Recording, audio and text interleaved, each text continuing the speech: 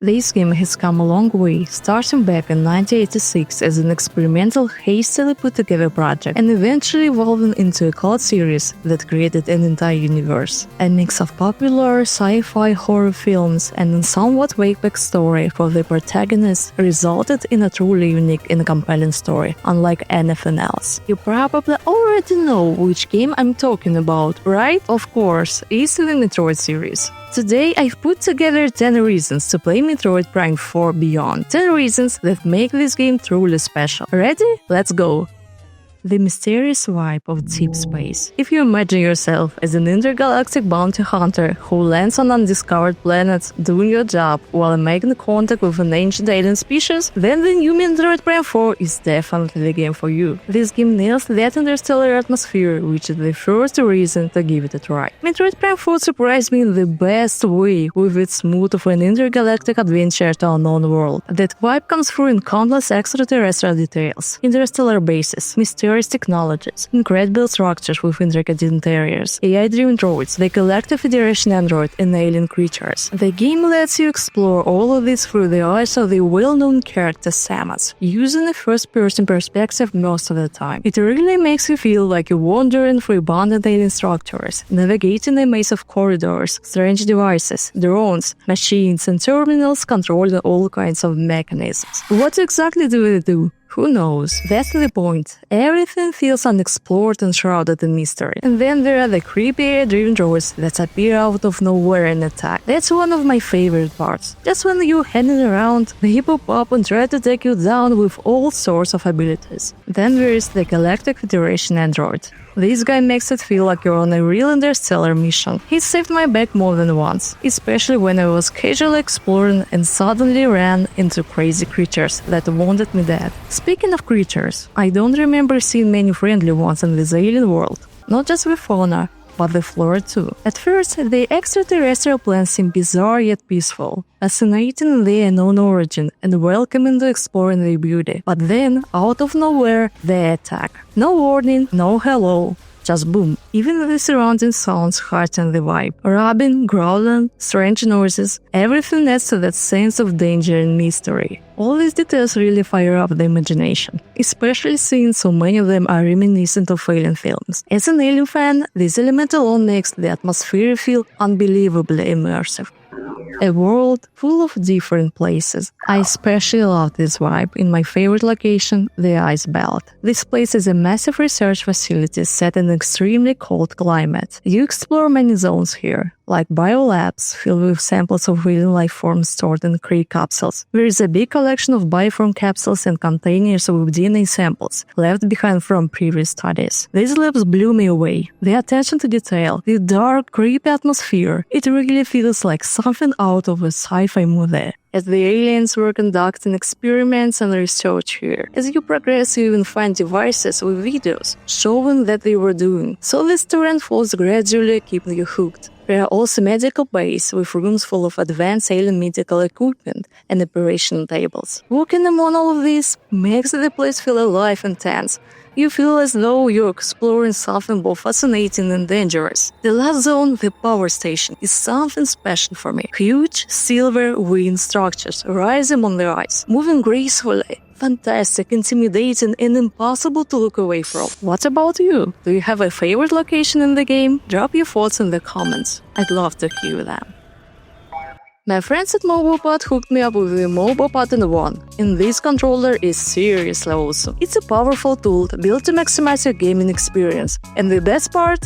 You don't have to drop a ton of cash on it. The price is way lower than the most competitors for what you get. This is a one-of-a-kind product, the world's first controller with liquid silicone buttons designed to handle over 5 million presses. If you're a competitive or hardcore gamer, this is the controller that can take the pressure. The N1 feels extremely responsive and comfortable, and on top of that, it looks clean and stylish. It's equipped with advanced HD vibration, which really helps you feel more connected to the game. Full-effect joysticks eliminate stick drift even during intense online battles. The controller works seamlessly on PC, Nintendo, Switch 1 and 2, Android and iOS. And that's the only part of what this controller can do. I personally use it all the time when playing games and while preparing new videos. Definitely check it out. All the links are in the description. the legendary Morph Ball, and other unique mechanics. My playthrough was packed with combat and puzzles, where I had to use every ability in Samus's suit to progress. Luckily, the game offers a rich range of features to interact with the environment. One of the classics is the Morph Ball from the Metroid series. Samus can easily transform into a round shape to squeeze through tight spaces. Sometimes it was even faster to move in ball mode than running in her normal shape, which is a little weird, but fun. The Morph Ball gets even more powerful thanks to the psychic abilities Samus gains from the Psychic Crystal. She can also place up to 3 psychic bombs at a time, which is super useful in combat. So instead of just spinning around enemies wildly, I could strategically place bombs and take them down efficiently. Another favorite of mine is the Psychic Lasso. Think Wild West, but instead of cattle, you pull in objects or breaking enemy shields. Obstacle like cliffs or holes? No problem. Thanks to the Psychic Grapple ability, Samus can pull herself towards special points with psychic energy. Then there is the Psychic Spider Ball, which lets her move along Lamorne magnetic tracks, vertically, horizontally, even on walls or ceilings, basically breaking the laws of physics. Sometimes the track is interrupted and you have to switch to the nearest one. Even a small mistake can make you fall and start over. So yes, the playthrough heavily relies on these psychic abilities, which makes the gameplay feel fresh and engaging. I use them almost everywhere, opening doors, manipulating psychic modes, using the psychic glow with the power beam, and more. Of course, I also loved using the scan visor. Just a look at the target and get all the info. Super helpful in tricky situations, when I couldn't beat an enemy right away. The downside? It takes time. So in heated moments with multiple enemies, you're stuck waiting for the scan to finish. All in all, the wide variety of abilities keeps the game exciting from start to end. That alone is a solid reason to play Metroid Prime 4. Feel the power of the arm cannon. Besides rolling into a ball and placing bombs, Samus has an arm cannon, a weapon built right into her suit as a hand. It might not be the most comfortable since it's her right hand, but anyway, this weapon is a reliable tool for taking down enemies. There are a lot of cannon upgrades, like thunder, fire, and ice shots. Honestly, I couldn't imagine surviving on this unknown planet without the thunder shot and the missile launcher. I'm sure many of you would agree that the thunder shot is one of the best upgrades in Metroid Prime 4. It can hit multiple targets at once and temporarily disable them. It's especially effective against druids and other mechanical enemies. Ice shot does the job too, but it's not as effective as thunder. The missile launcher will be my go-to in every battle. Just aim at the target and fire. It mostly hits moving enemies without any trouble. When several druids attacked me, I just kept firing missiles until all of them were gone. The Soundscape of Euros.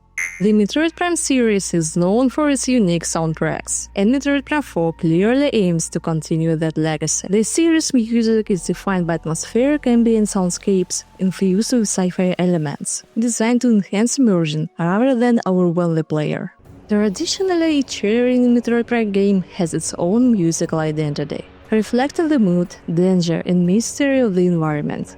This approach helps draw players deeper into the experience, encouraging exploration, curiosity, and a desire to push forward, uncovering secrets and searching for the truth while fighting through hostile encounters. But it's not just the music.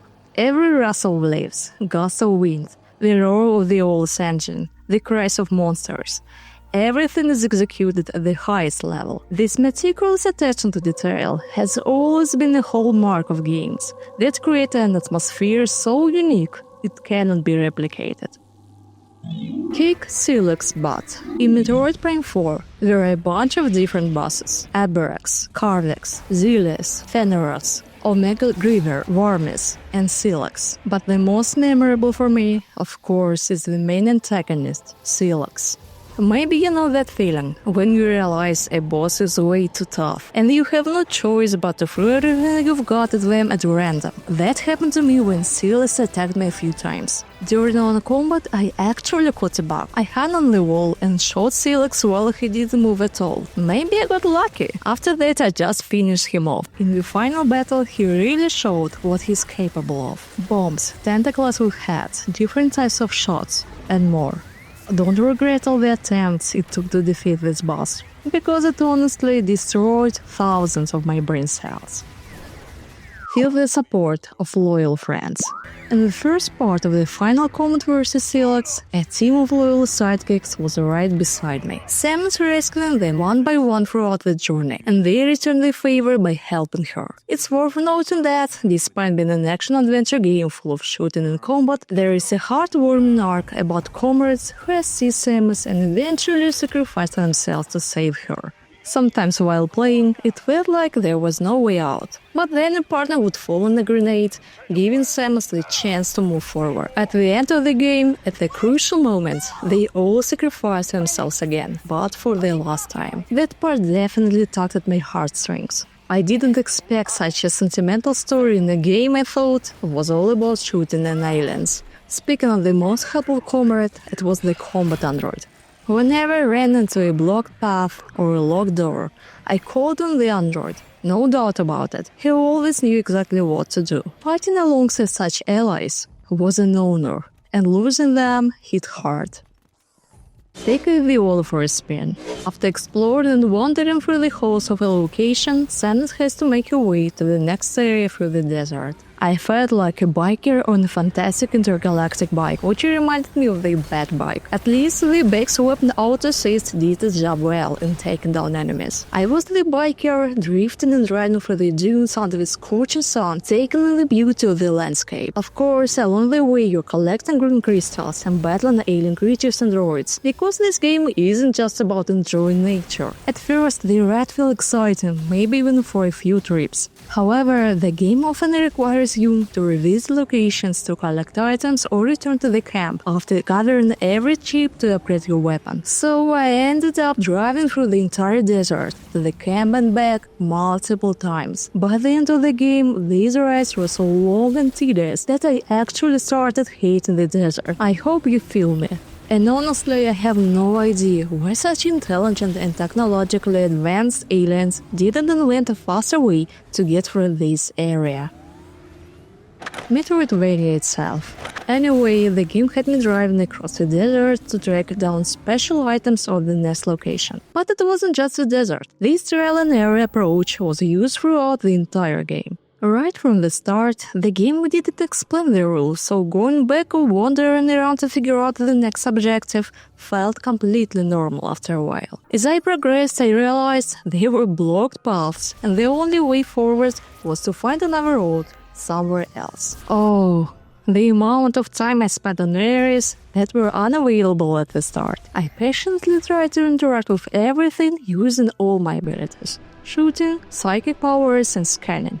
Without thinking, maybe this isn't the time yet. I even tried to pass a psychic barrier before realizing I needed extra psychic modes, which were hidden somewhere in blocked rooms. Sometimes the entrance was hidden under an ice block that looked exactly like all the others in that hall. Good job, really. This trial and error approach continued with every new destination. For example, I left a location with no clue where to go next, so I explored the rest of the map, trying to find the next objective.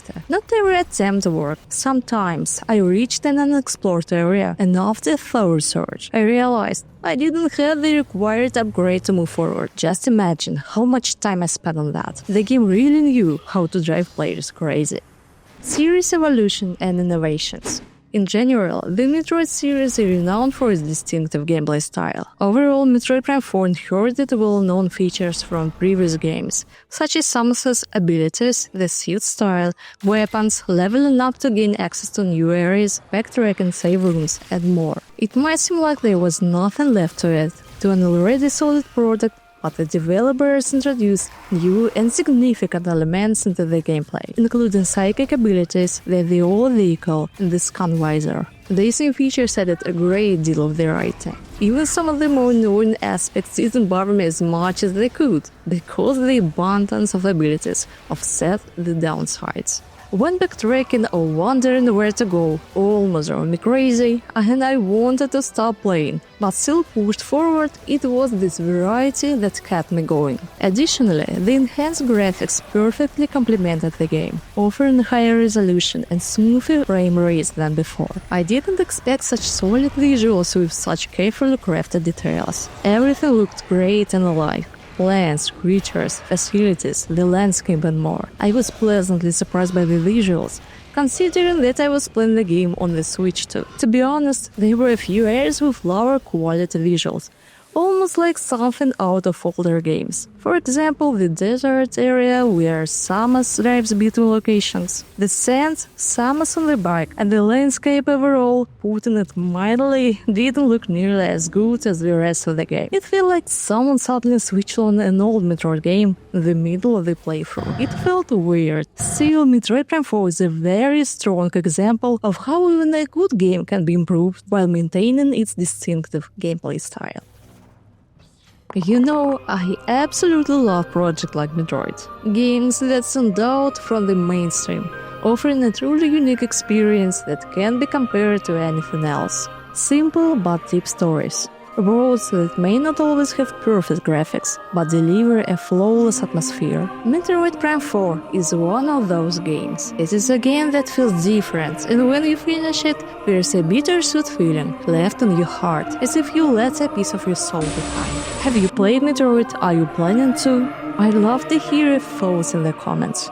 That's all from me today. I'll be releasing a new video very soon, but for now, happy gaming and see you next time.